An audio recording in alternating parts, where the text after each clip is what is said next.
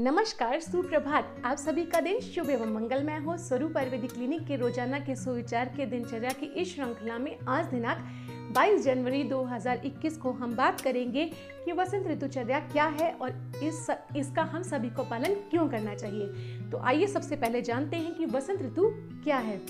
वर्ष के वो महीने जो कि हिंदी में चैत्र वैशाख के महीनों के नाम से जाने जाते हैं, या जिन्हें इंग्लिश में आप जो है वो मिड ऑफ मार्च से लेकर मिड ऑफ मई तक का जो टाइम पीरियड है वो टाइम पीरियड वसंत ऋतु के नाम से जाना जाता है। अब बात करते हैं कि वसंत ऋतुचर्या क्या है। वसंत ऋतु में जिस प्रकार के आहार विहार का पालन करते हुए, यानी कि फूड और लाइफस्टाइल का उपयोग करते हुए तथा उसमें उस ऋतु में जो त्याज्य आहार विहार है उन्हें त्यागते हुए जिस आचरण का पालन किया जाता है ताकि उस ऋतु में होने वाली व्याधियों से यानी रोगों से बचा जा सके, उस आचरण को ही वसंत ऋतुचर्या के नाम से जाना जाता है। एक्चुअल में होता क्या है कि वसंत ऋतु के आने से पूर्व जो हेमंत और शिशिर ऋतु आती हैं, उन ऋतुओं में व्यक्तियों के शरीर में कफ का संचय हो जाता है, यानी कफ स्टोर हो जाता है, जो कि वसंत ऋतु के आने पर जब वसंत ऋतु आती है तो यही कफ व्यक्तियों के शरीर में उनके स्रोतों के द्वारा पूरे शरीर में फैल जाता है। पूरे शरीर में फैलने से क्या करता है, ये हमारे शरीर की जठराग्नि को मंद कर देता है, यानी डाइजेस्टिव सिस्टम को स्लो कर देता है। इसलिए स्लो करते हुए ज्वर या बहुत सारी इस कफ के कारण होने वाले कफज रोगों को उत्पन्न करता है। अतः अब हमें इस ऋतु में यानी वसंत ऋतु में इस प्रकार के आचरण का पालन करना होता है जो कि कफ का शोधन करे या शमन करे।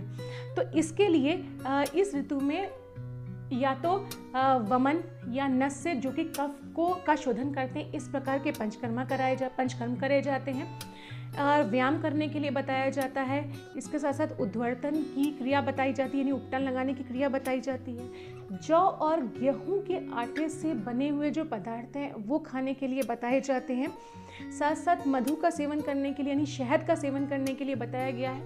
सोंठ डालकर पकाया हुआ पानी लेने के लिए बताया गया। ये इसमें बहुत फायदेमंद होता है क्योंकि ये सारे जो उपाय चीज़ें बताई गई हैं ये कफ का शोधन या शमन करती हैं। अतः इन सब चीज़ों को वसंत ऋतु में फॉलो करना चाहिए। अब हम बात करते हैं कि वसंत ऋतु के दौरान किन चीज़ों का हमें प्रयोग नहीं करना चाहिए, यानी कौन सी चीज़ें हमें त्याग देनी चाहिए।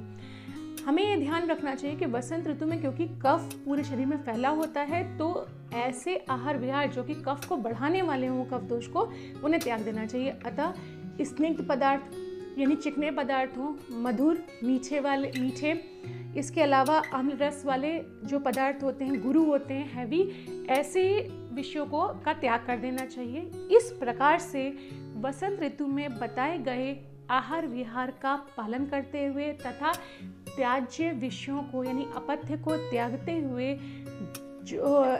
हुए जो इस ऋतु में होने वाली व्याधियों से बचा जा सकता है। इस प्रकार से जो है वो आप हमारे दिनचर्या के सुविचार के दिनचर्या की इस श्रृंखला से हमारे साथ जुड़े रहिए। दिनचर्या बदलिए और स्वस्थ रहिए। धन्यवाद।